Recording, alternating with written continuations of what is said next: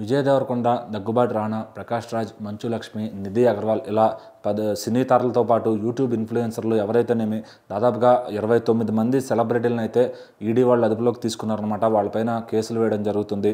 So అంతకుముందు వీళ్ళందరూ betting యాప్స్ని ప్రమోట్ చేశారని చెప్పి సైబరాబాద్ పోలీసులు అయితే ఒకరి తర్వాత అందరినీ కూడా తీసుకుని విచారించడం జరిగింది. సో అక్కడైతే పెద్దగా కేసులు పడి వీళ్ళు జైలుకి అయితే వెళ్ళలేదు. కానీ ఇప్పుడు ఈ కేసుని అయితే ఈడీ వాళ్ళు హ్యాండిల్ చేసుకున్నారు.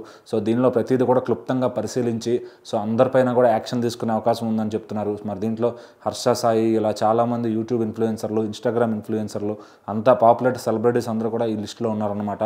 సో మరి ఇలా విజయ్ దేవరకొండ, రానా, దగ్గుబాటి లాంటి ప్రముఖ హీరోలు కూడా ఇందులో ఉండటం విశేషం. సో ఏంటంటే ఎవరైనా కూడా ఒక యాప్ కానీ ఏదైనా తయారు చేసిన వాళ్ళు దాన్ని ప్రమోట్ చేసుకోవడానికి ఇలా సెలబ్రిటీల చేత చేయిస్తూ ఉంటారు. సో మరి ఆన్లైన్ గేమ్స్, బెట్టింగ్ యాప్స్ అనేవి చాలా ప్రమాదకరమని పోలీసులు ఎప్పుడు కూడా ప్రతి జిల్లాలో, ప్రతి రాష్ట్రంలో చెప్తూ ఉన్నారు. అయినా కూడా అది ఎవరూ పట్టించుకోకుండా అవి ఆడుతూనే ఉన్నారు. సో అవి ఆడుతున్నారంటే కేవలం ఈ హీరోలు యాడ్ చేస్తున్నారు. సో ఇప్పుడు ఏం కాదు, ఇవి సురక్షితమైనవి నమ్మి మరి వాళ్ళైతే చేస్తున్నారనమాట.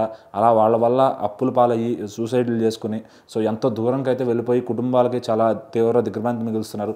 సో మరి ఇలాంటి వాళ్ళపైన అయితే కఠిన చర్యలు తీసుకోవాలని ఈడీ వాళ్ళు అయితే డిసైడ్ అయ్యారు. వీళ్ళపైన పలు సెక్షన్ల కింద కేసులు నమోదు చేశారు. సో మరి వీళ్ళకి ఫైన్తో పోతుందా, అక్కడ నుంచి శిక్షలకి, జైలు శిక్ష దాకా వెళ్తారా? సో వీళ్ళ నుంచి ఎటువంటి గుణపాఠం సమాజానికి నేర్పిపోతున్నారు ఈడీ వాళ్ళు అనేది చూడాలి. సో మరి ఖచ్చితంగా 29 మంది సెలబ్రిటీలు అంటే మామూలు విషయం కాదు. సో అందులోనూ ప్రముఖ హీరోలైన విజయ్ దేవరకొండ, రానా, దగ్గుబాటి, ప్రకాష్ రాజ్ లాంటి పెద్ద పెద్ద నటులు ఉన్నారంటే ఖచ్చితంగా దేశం మొత్తం వీళ్ళని ఒక బ్రాండ్ అంబాసిడర్లుగా చూస్తారు. కానీ వీళ్ళేమో ఇట్లా ప్రోత్సహించి అది వాళ్ళని చెడుదారి వైపు తీసుకెళ్తున్నారనే విధంగా ఇది నెగిటివ్ వైపులోకి వెళ్ళిపోతుంది అనమాట. సో మరి దీని నుంచి మరి హీరోలు కాబట్టి వాళ్ళ ఫ్యాన్స్ ఊరుకుంటారా? సోషల్ మీడియాలో ఎలా ఉంటుంది? సో ఒకవేళ వాళ్ళు అరెస్ట్ అయితే పరిస్థితి ఏంటి? సో దాని తర్వాత పరిణామాలు ఎలా ఉంటాయని ఇప్పటి నుంచే మాట్లాడుకుంటూ ఉంటున్నారు.